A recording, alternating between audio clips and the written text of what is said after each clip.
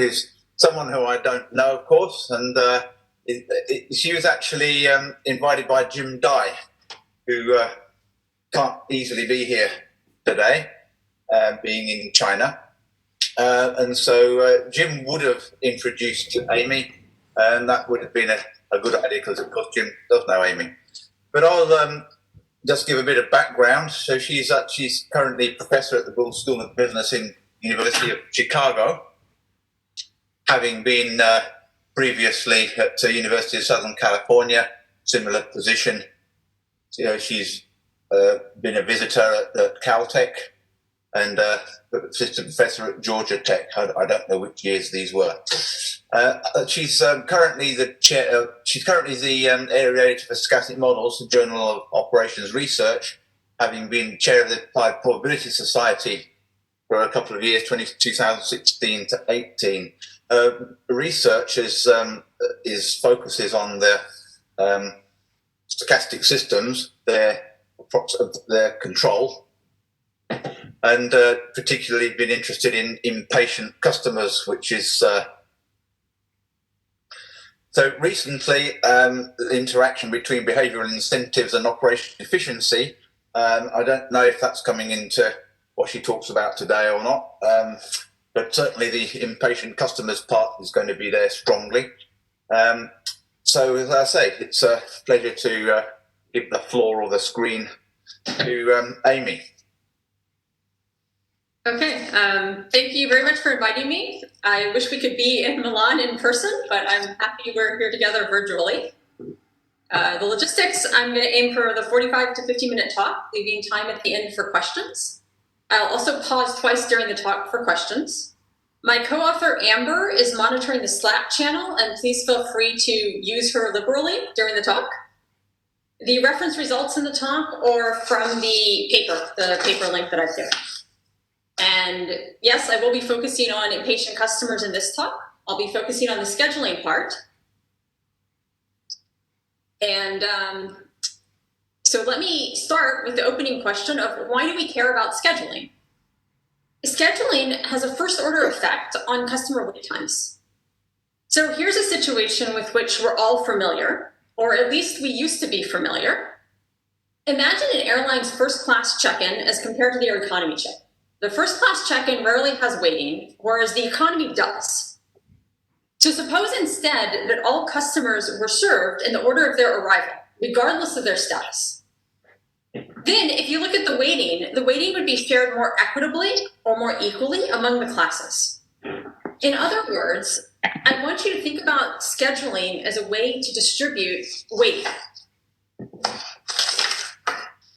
So this figure illustrates this idea. It shows the mean expected queue length in a simple setting with two customer classes. Both classes have the same arrival volume and service time distribution, although I'm not giving you all the exact details. If we give priority to one class over the other, the class we give priority to is the class that doesn't have waiting. On the other hand, if I do something like I serve customers in the order of their arrival, that's the first come, first serve, or I just randomly choose which customer to serve, which class to serve first, you'll see that the weighting is sort of equal between each classes, but the total weighting is about the same as it is in this scheme. You can also do a priority weighting that would distribute the weight between the classes however you like. Now, of course, if you add capacity by, say, hiring more employees or bringing on more servers, you can make the weighting disappear for everybody. But that's expensive. So I want to focus in this talk about how we think about distributing weighting between customer classes when capacity is constrained.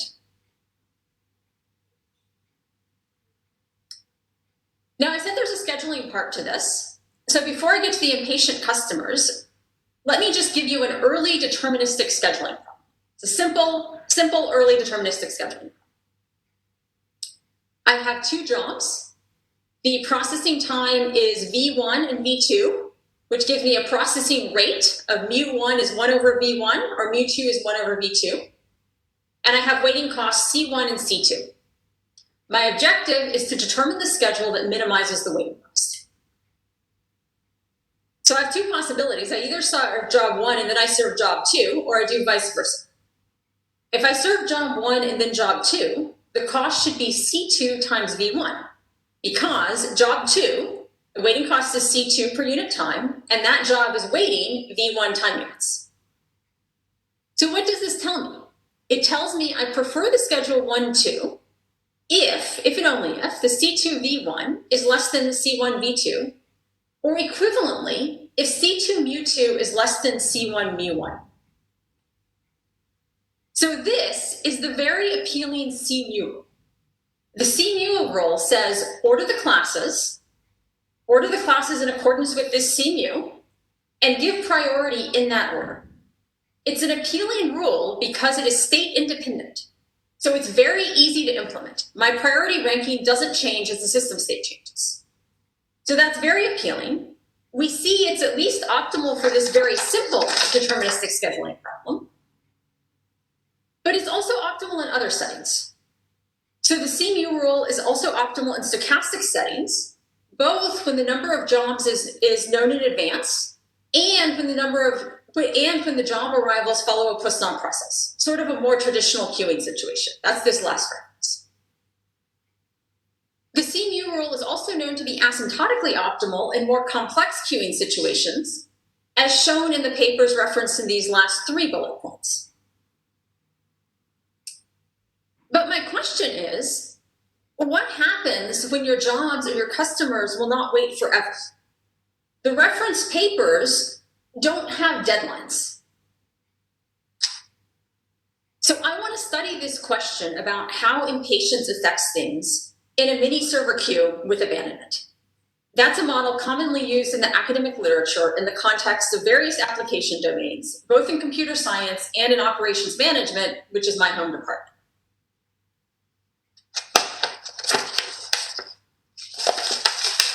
Right, so let me think about the CMU rule when jobs may abandon. The slide you're looking at a mini server queue. So I have many servers in servers. I have J different customer classes. The way I'm differentiating my customer classes is through their arrival rate. So the lambda 1 through the lambda J. Also through their mean patience time. So 1 over theta 1 is the mean patience time.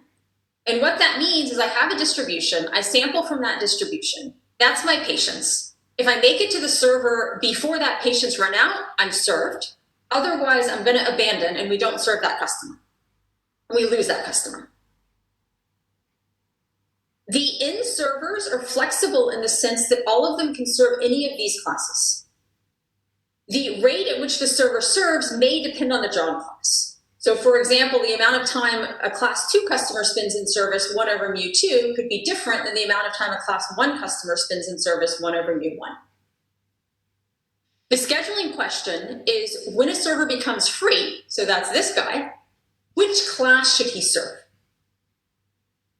I'm assuming a head of line scheduling discipline. So what that means is the choice of which job this server should serve amounts to deciding which class.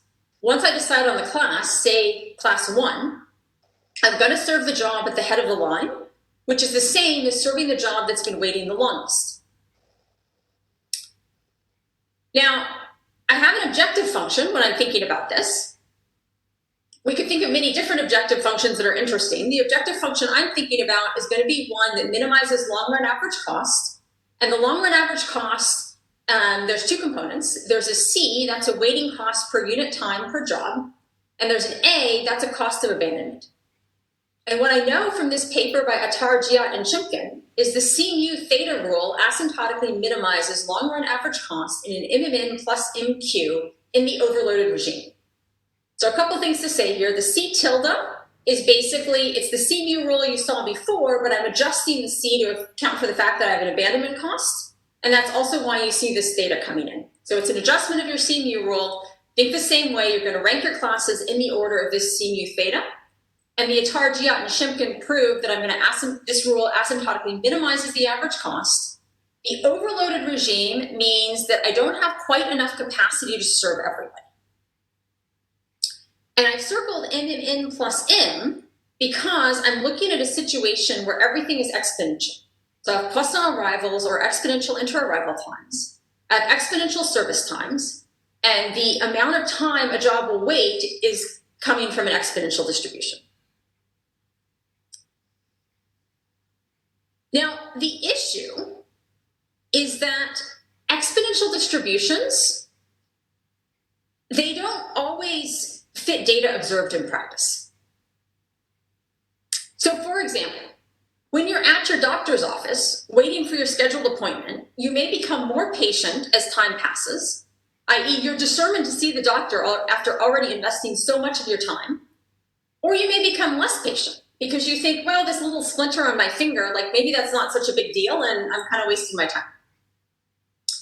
The example is not consistent with the exponential distribution because the exponential has a constant hazard.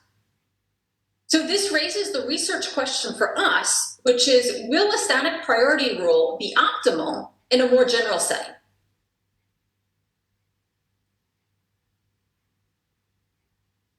I should also notice here that when I say static priority scheduling, I probably go back and forth between saying CMU rule and static priority scheduling. What I mean is the decision of who next to serve does not depend on the system state. I have a static priority ranking, static priority state independent ranking.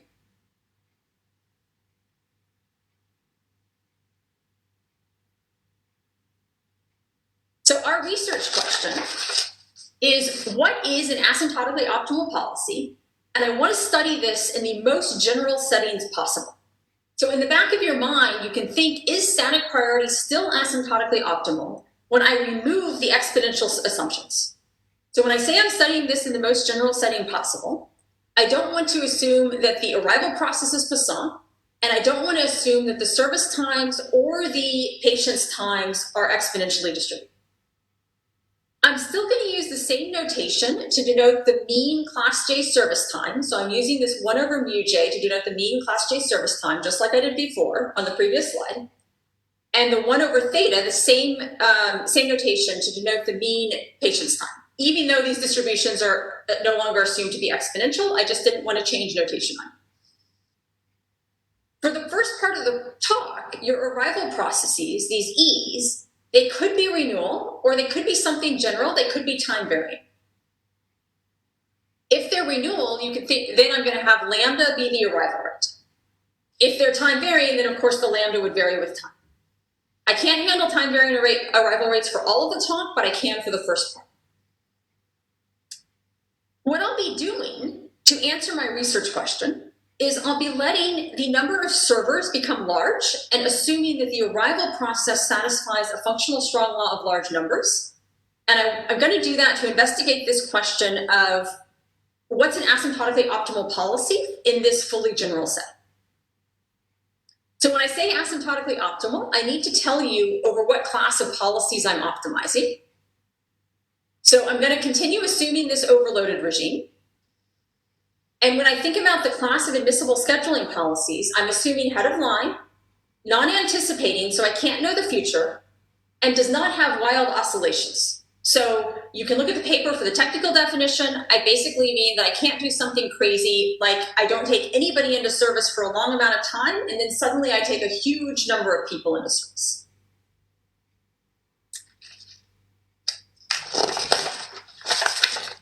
I thought there may be some in this audience interested in learning, and so I want to highlight a potential connection.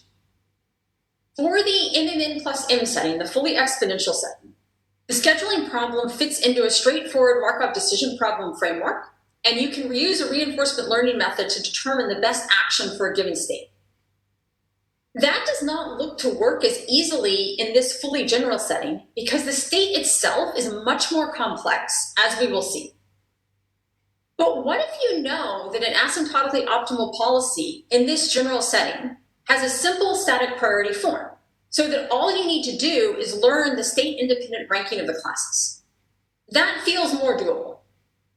However, there appears to be little research connecting between provably asymptotically optimal policy structure and how to use that to learn more efficiently amongst the restricted set of policies.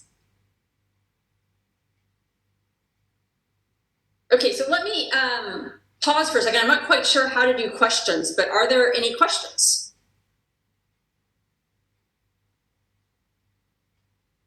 with respect to this last comment on using learning, so the idea would be to use learning to learn among a set of policies, like to parameterize a policy. I'm thinking that the set of policies, if I know that a state-independent static priority policy is optimal, then what do I need to learn to execute that policy? I simply need to learn the ranking of the classes. And that would be a much easier thing to do than trying to associate with every possible state what is the right action. Does that answer your question? Yes. Okay. I had a question. To clarify the consequence of this head of the line policy, this also means that we can't serve multiple customers of the same class at the same time, right? Different servers could, but one server could not. Wait, but to be clear, do we then say that like what is it? Do they serve two different jobs, or are they both serving the same job at twice the rate? Oh, okay. So each server can only serve one job. Yes, but if you have a head of the line policy, and two servers want to serve the same class, like do they both serve the same head of the line job, or do they serve separate jobs? No, they serve separate jobs. So one serves the head of the line. After I draw that head of line into service, the second one serves the one that's now right behind it. That's just become head of line. Thanks. Sounds good. Thanks. Do you have preemption of jobs in service? We're not. Non-preemptive.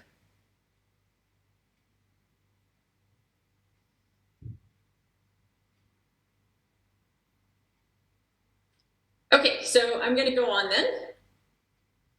And my slide's not turning. I'm not quite sure why.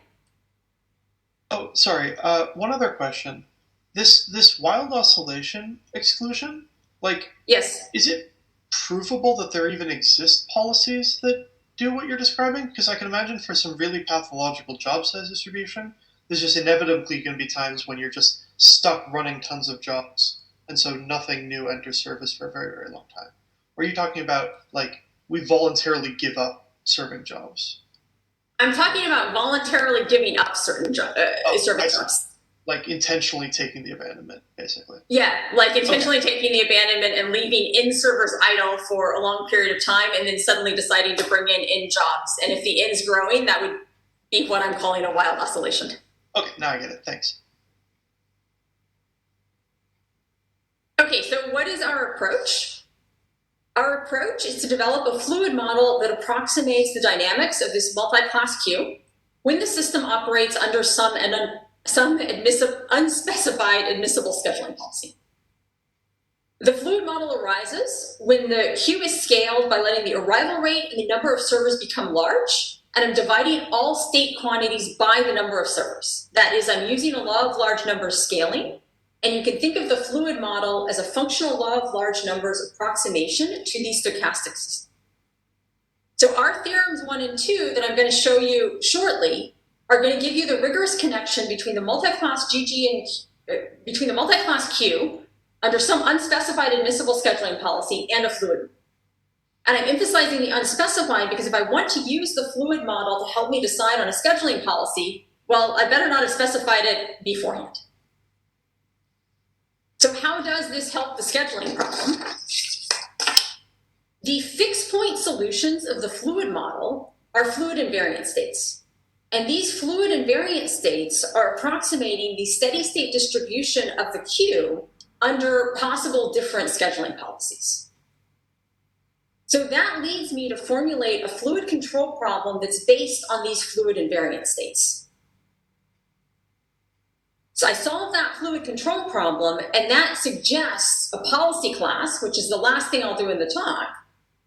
And that, if I have a policy in that class, I can hit the fluid invariant state that I want, and that's basically the connection between the scheduling. So the solution to the fluid control problem, which I didn't say very well here, the solution to the fluid control problem should be motivating a policy class, which in particular means a scheduling policy for that queue. So talk outline, there's two parts of the talk. In the first half of the talk, I'll discuss the fluid model. This is when we can have time varying arrival processes. In the second part of the talk, I'll discuss formulating the control problem. That's a steady state control problem, so that's where I'll drop back to constant arrival rates. So in this first part of the talk, I'm going to do two things. I want to provide a fluid model relevant for a large class of non-preemptive scheduling policies. I want to show limit points of the scaled state processes or fluid model solutions, and I want to establish tightness. Some works relevant to this first step. So the single class papers provide the foundations for approaching the multi-class queue. For the fully general model, i.e. all distributions are assumed to be exponential, we're aware of only one other paper that studies the multi-class case. That's this Attar-Caspy-Shimkin paper.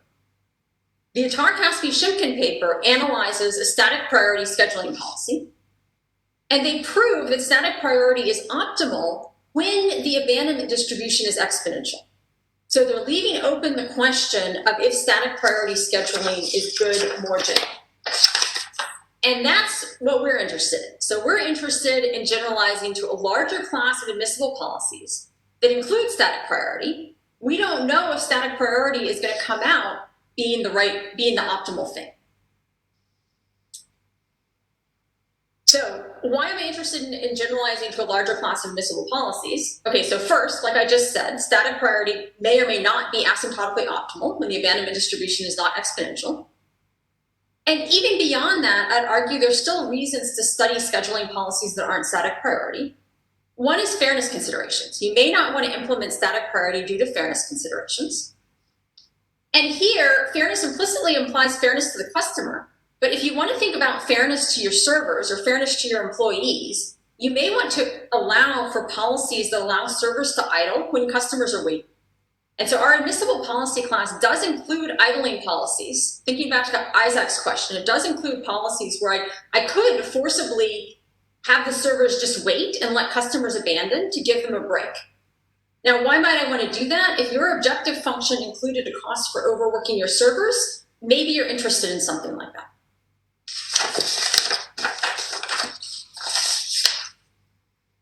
Okay, so state space.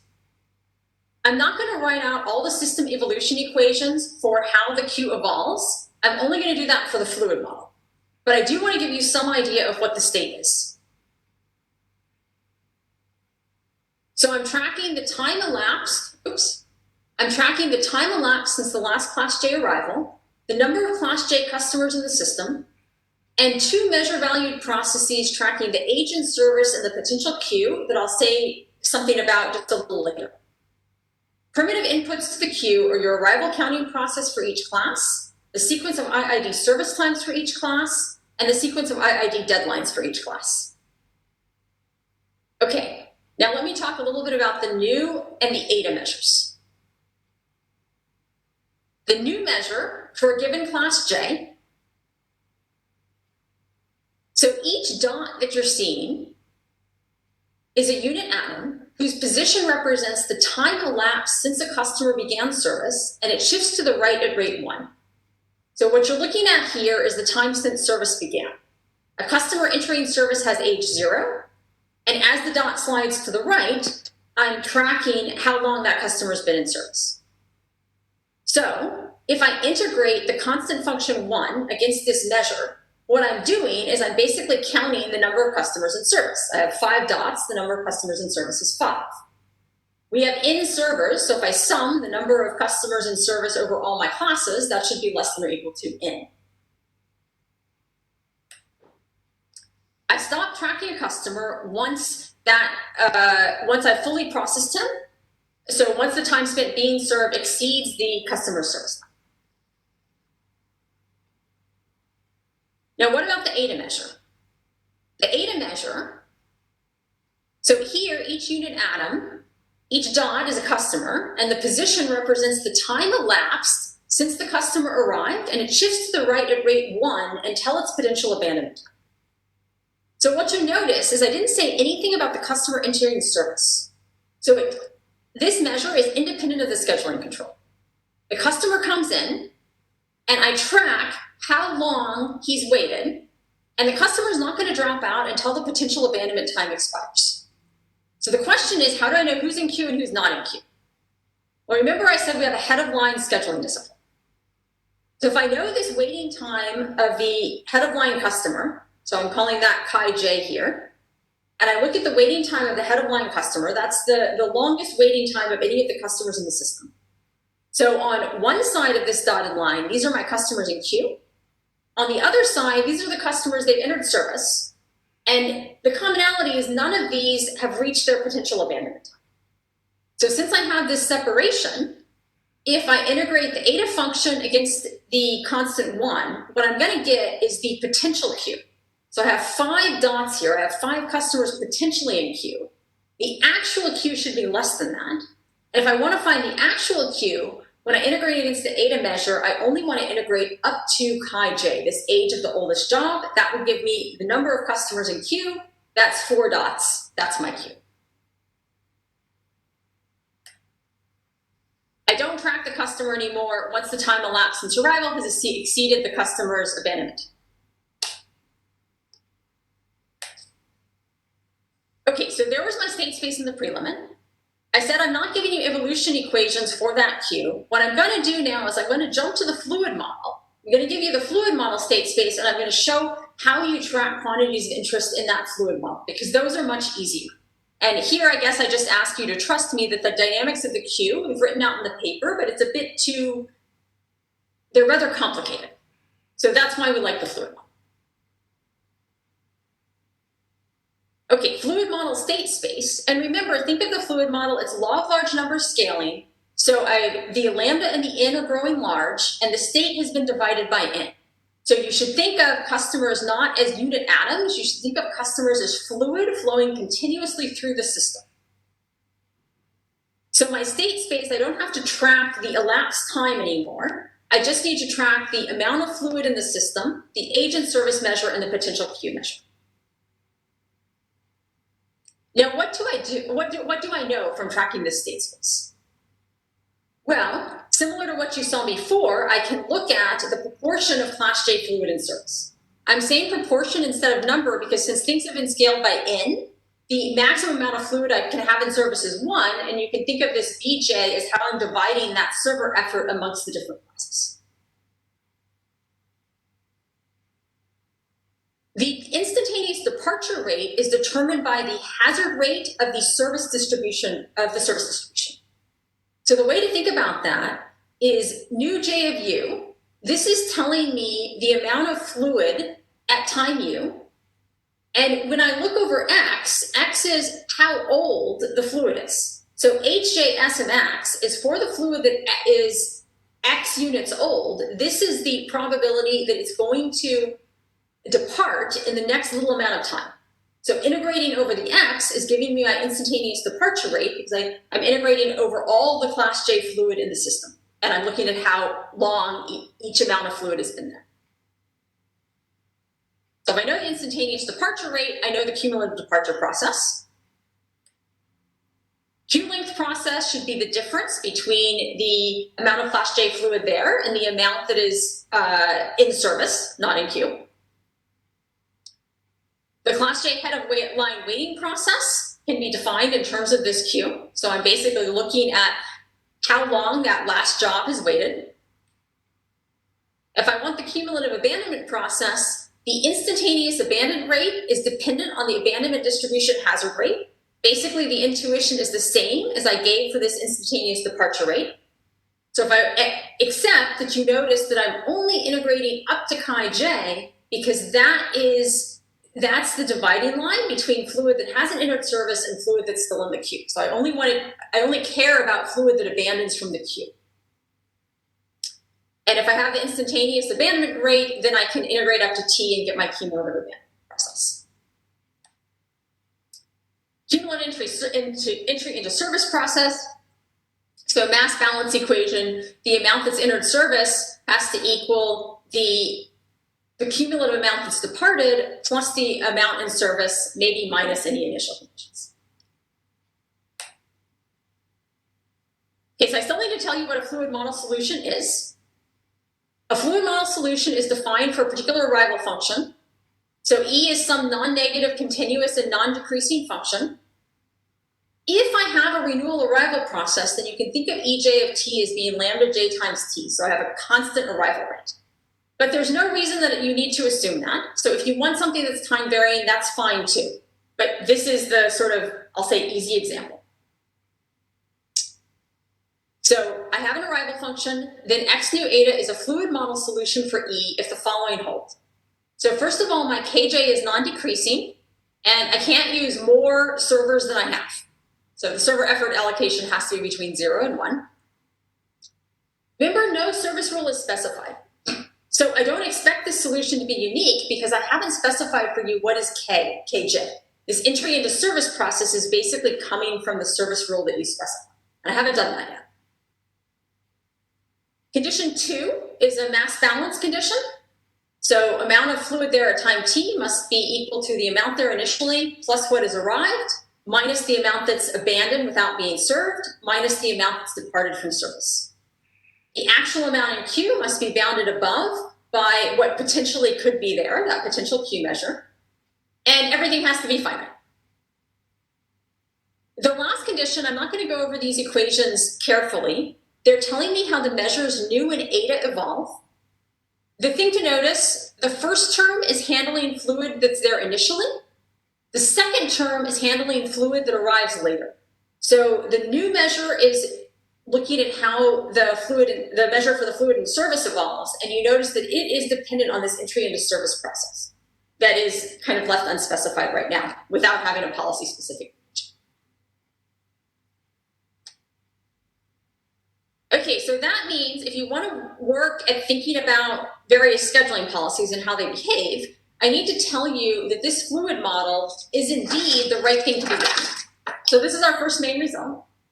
And without being too technical, what do I need for this non-policy specific convergence? I need that my arrival process satisfies the functional strong law.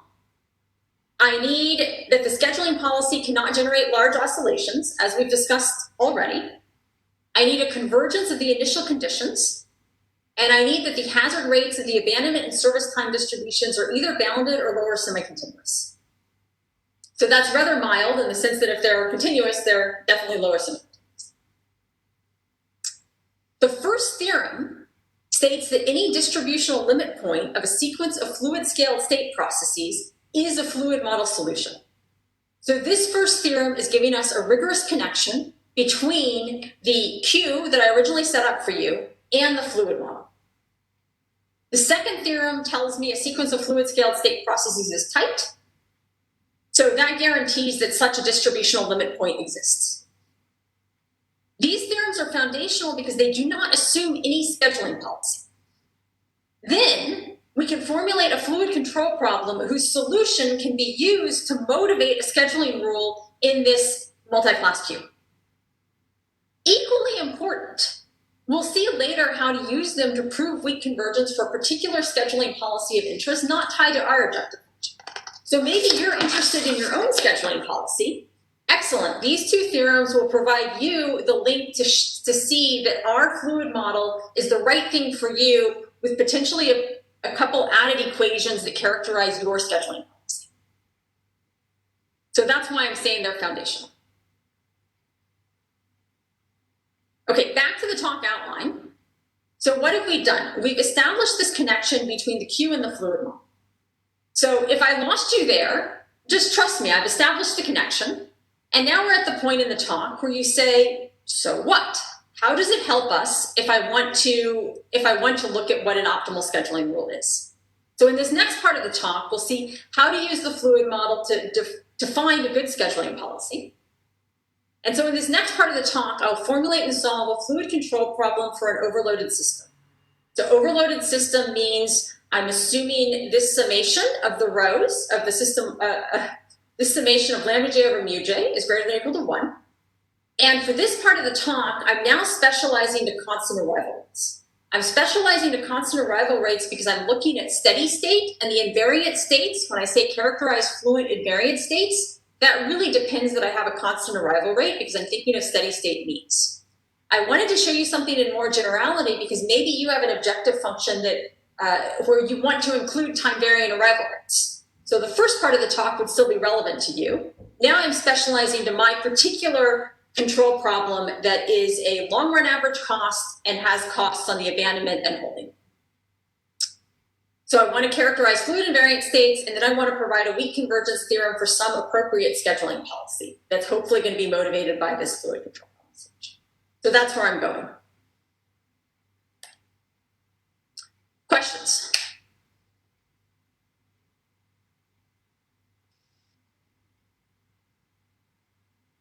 Okay, so let's see how to execute this second part of the program.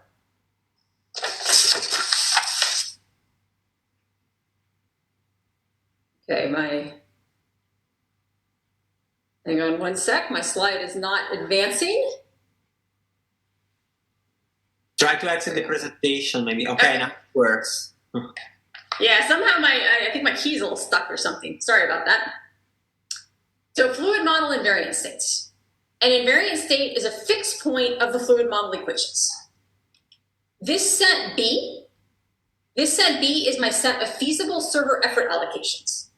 So for example, I could only serve class 1 and ignore everybody else, or I could partially serve some subset of the classes.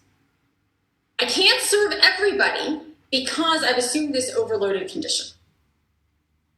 And I don't want to serve any class more than the amount of work that's in there. So that's where this restriction is coming from. Proposition 1 shows us what are the fluid Q links in each class depending on this server effort allocation. So the fluid Q links, the thing for you to notice is the fluid Q links, that's this Qj, are completely determined by this function Fj. This F function is completely determined by the abandonment distribution. I think the point to highlight here is that given a server effort allocation B, the Q length for class J is a nonlinear function of B. So for example, if the abandonment distribution is uniform, you can solve this expression for F, and you'll find that the Q length is quadratic in Bj. The only time you will see a linear relationship is for the exponential distribution. And maybe if we look at the exponential distribution, that will also give you a little bit of intuition for this F function and a little bit of confidence that that's a reasonable function. So in the case of the exponential distribution, the F is just the identity function. So that tells me that this is my approximation for the Q length. Or if I bring the theta to the other side, what am I telling you? Well, the left-hand side says this is the difference between the arrival rate of class J and the service capacity for class J. So this difference is telling me that's got to be the instantaneous abandonment rate. But look at the right-hand side. What else does the instantaneous abandonment rate have to be? The amount of fluid in Qj times the rate at which it's abandoning. So for the exponential case, I have this nice relationship. For something that's not exponential, I'm not going to get that linear relationship on the right-hand side. And I'm going to get something much more, I'll say interesting or complicated. You can choose your word. Now this function f is giving me a way to approximate the mean steady state Q length. So this function f is my key to developing a fluid control problem that's going to help us inform our scheduling policy. If you're going to trust me on that, you probably want me to first show you that f really is a good approximation. So I want to ask the question is, how good is using the function f to approximate class J mean steady state Q length? So let's just get in our heads that this is a good approximation first, and then we'll formulate our control. I have a two-class Q, log normal service and log normal abandonment distributions. I'm varying on the x-axis the variability of the abandonment distribution. I'm choosing log normal because mean steady state Q length can't be expressed analytically in this model, so I have to resort to approximations and simulations. The scheduling policy is giving priority to class 1 and doesn't have enough capacity to serve class 2, so I fixed the scheduling policy here. So high priority queue has this predicted size 0, and the sizes we're staying pretty small. What you can see is the prediction for class 2 is pretty good.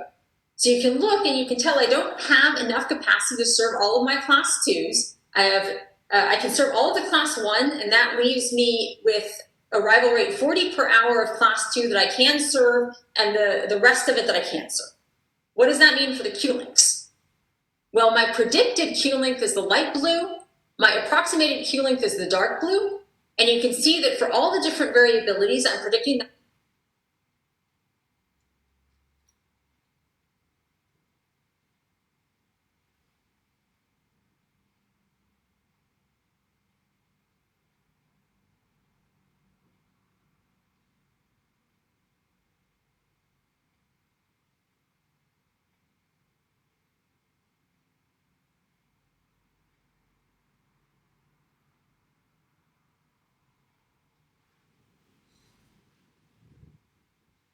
depend on the variability. It's just that there's more jobs with either very large or very small abandonment times. And the ones with the large abandonment times are getting started. Okay, so I hope I've convinced you that I've got a reasonable approximation for Q length. So now I'm going to show you my fluid control. The fluid control problem finds the allocation of server effort, the B, the allocation of server effort to each class that minimizes the sum of the holding and the abandonment costs. And I want to ask this question of when is the solution consistent with static priority scheduling? Well, the first thing to notice is if there are no holding costs, so I completely wipe out this term, then I have a linear program. And that linear program, you may be able to decide on the solution in your head. That linear program, the solution to it, follows by ranking the classes, serving as many of the high priority classes as possible, ignoring the low priority classes, and potentially having one class that's partially served. So that is consistent with static priority scheduling. So no holding costs, static priority scheduling. I'm going to digress briefly and return to the question from earlier in the talk regarding implications for learning. You've now seen that the state space of this multi-class queue is very complex, and so learning the best action associated with each state is likely going to be very hard. And following up the question that was asked me earlier, what exactly do I mean? Well, here I mean you only need to learn the mean service times without any regard for your primitive arrival or abandonment distributions. And once you learn those mean service times, you rank the classes accordingly to produce a policy that should perform well. Okay, the situation, however, is more delicate when they're holding costs also. So what happens when I have holding costs? If the abandonment distribution has an increasing failure rate, then the F function is concave and M star is achieved by a feasible vertex, i.e. my solution motivates a static priority policy. If the abandonment distribution has a decreasing hazard rate, then F is convex and the solution could be attained by a non-vertex feasible point. And so that is not consistent with static priority. We have numeric examples, which I'm not going to show you for lack of time, that show that you do get these non-vertex feasible point solutions.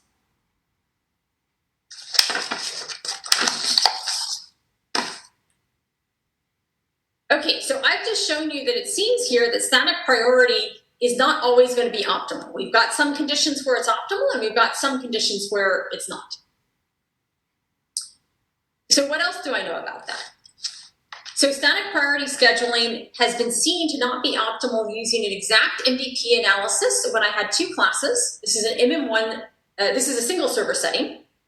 And it's also been seen to not be optimal when solving an approximating diffusion control problem, both in the single server setting and in the mini server setting. And if you think about how we got into this problem, this work by Kim Ranhawa and myself, it solved an approximating diffusion control problem, and it was finding some very interesting and unusual U-shaped policy structures. But there was no rigorous connection between that diffusion control problem and the queue, the multi-class queue. So when I started talking to Amber about how to make that rigorous, she raised the question of, well, what do you know on fluid scale? And we realized the answer to that question was not much. So we should really start out and look at this problem with, I'm going to call it the first order fluid approximation and understand what we know. So this and concurrent work are the first to observe that static priority policy also will not be optimal in this overloaded regime when the abandonment distributions are decreasing failure rate. And you see that coming through because your fluid model, when you look at the approximations for that Q length, that's heavily dependent on the entire abandonment distribution. So I think one takeaway here, and maybe this is definitely one main takeaway for the talk, is you have to be careful about assuming structural results in this easy or fully exponential setting and saying those structural results are true more generally. Because you'd like to say, I solved the exponential case, I have static priority, great, I have a nice structure for the policy, I relax my assumptions, I can still use that structure. And we're just saying you have to be a little bit careful. Now, there's still a remaining question, and that is, we've solved this fluid control problem. We have this B, we know what our server effort allocation should be. How do I schedule to achieve my desired B? Well, the simplest thing I could do is flip a coin. So I'm going to do that. I'm going to suggest flipping a coin.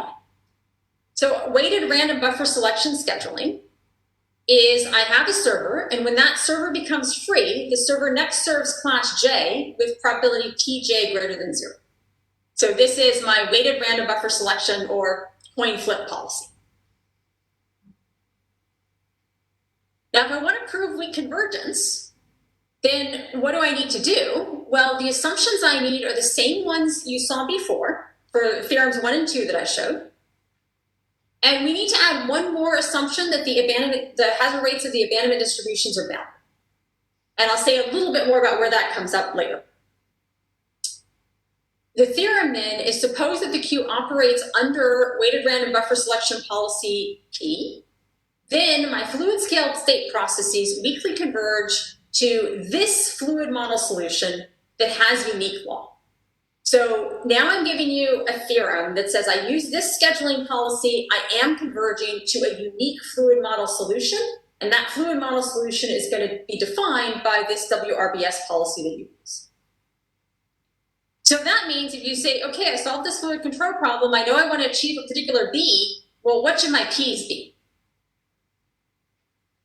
Okay, so the other thing we can say is if you have a non-idling B, the WRBS policy with P set according to this formula has invariant state defined by B.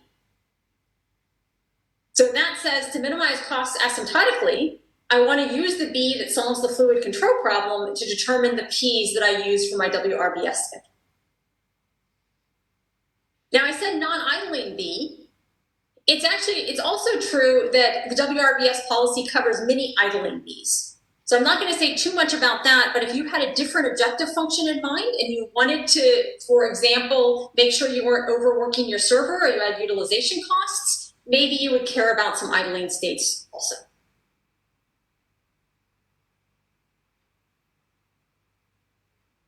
When I talked about theorems 1 and 2 being foundational, I said one of the things is you can use them as a roadmap to prove policy-specific convergence. So you may like our policy, you may have your own one.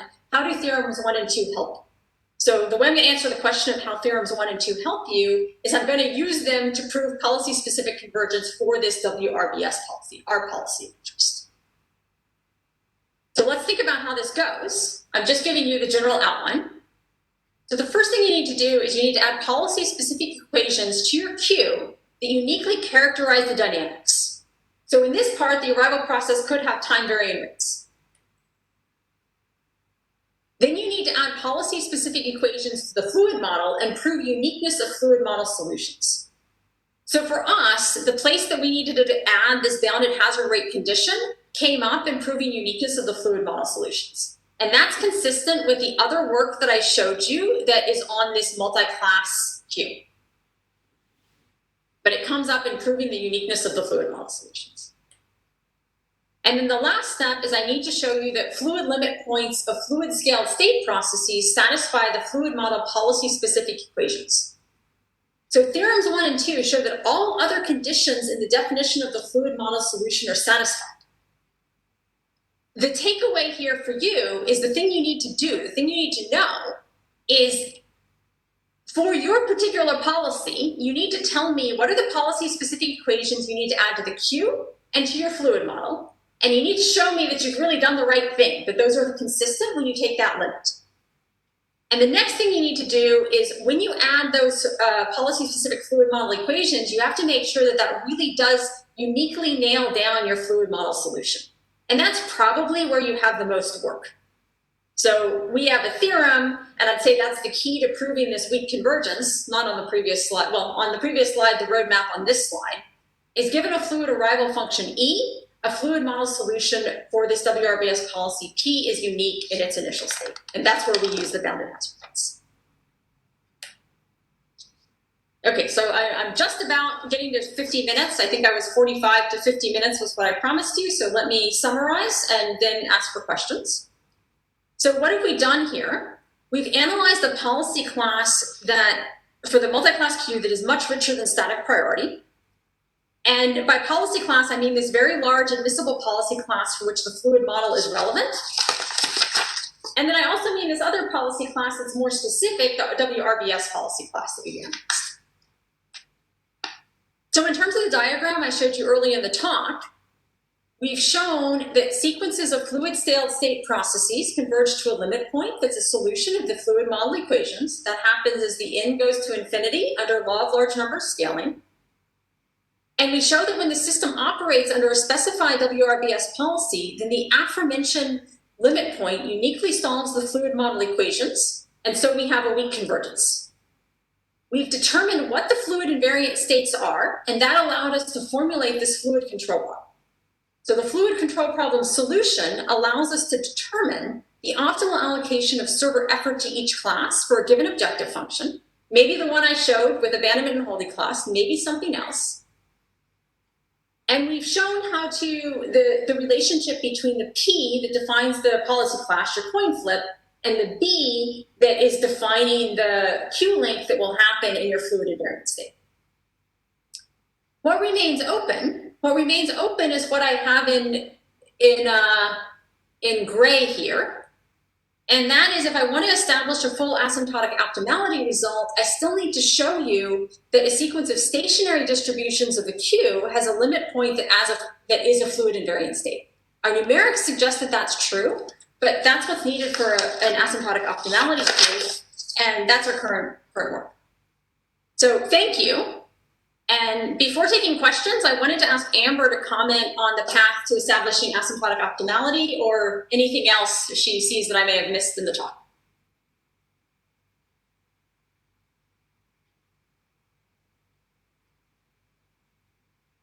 You're muted. Oh. Good morning, everyone. Yeah, so Amy and I are in fact working on these last two arrows here, the work in progress. I think she explained it very well. And if we have questions, we'll be happy to address them. Essentially, you need to do the analysis of the steady state. You need to argue that you formulate your pre-limit, your stochastic control problem, that objective function. And then what you want to show is that in the limit here, you get a lot for any arbitrary policy sequence, you'll get a lower bound of your solution to your fluid control problem. We have a good handle on that, and that is already in progress. And then you secondarily need to show that if you use your proposed policy class, in this case, weighted random buffer selection, that you would actually achieve the lower bound that you set for your fluid control problem. So I hope that gives a little bit of insight on how one approaches that. And yeah, we're looking forward to more questions. Thanks, folks.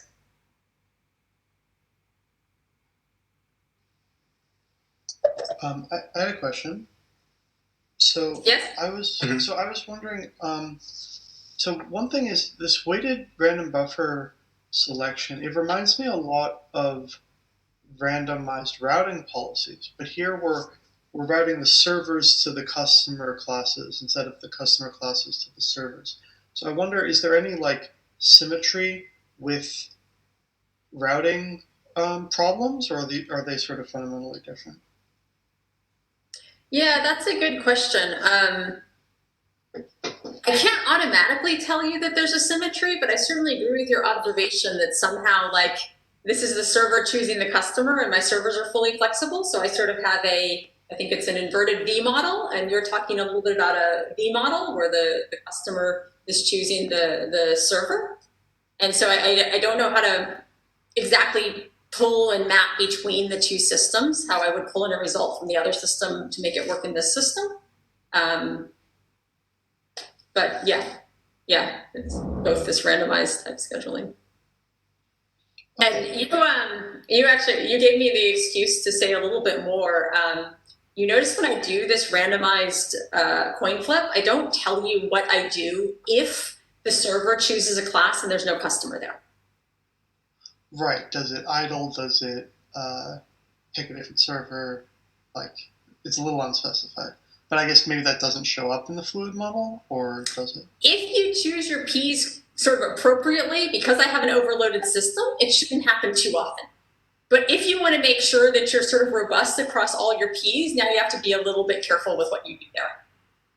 Makes sense.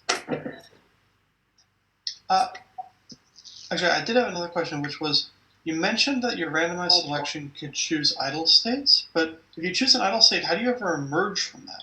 Like, normally you leave states when customers complete, but how do you ever leave an idle state? I'm smiling because it's an excellent question. It's one Amber and I struggled with a lot. And when I said many idling states, it's not all. We have to have one class that's non-idling. And the reason we have to have one class, we'll say class capital J that's non-idling. So classes 1 through J minus 1, I could say, okay, I have a server free, I'm not going to serve them. Okay. Class J, I have to specify one class to be non-idling, and that's exactly to make sure that I get stuck in this state where I'm not serving anybody and everything just sits at 0.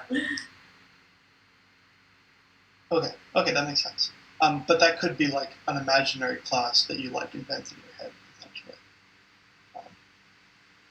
I don't know exactly what you mean by imaginary. It's certainly arbitrary. It can be any class I want.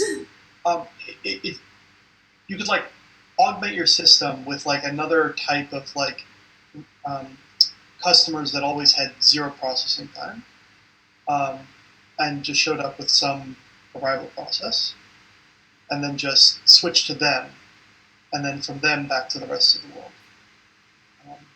But like you never. Yeah, the only reason I'm doing this is maybe I should ask Amber to comment on this. I'm not sure if I can go exactly down to 0 processing time. I might need like epsilon. Right. So that has a good thing. Yeah, and it depending on how you set up your cost structure, I worry a little bit about them making the servers busy and then not being able to bring in the other ones at the right moment. So I'd have to think about how that would influence the policy too. You'd have to set it up right, but yes, definitely you can choose it arbitrarily, so you can give that preferential treatment to, or you could come up with your own rule for how to avoid getting stuck. Okay, got it. Thank you so much.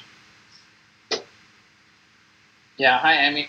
Thanks for a lovely talk. I've just got a quick question about application scenarios where you envisage this kind of theory being applied. Can you give us some idea of the concrete sort of systems where you could use this?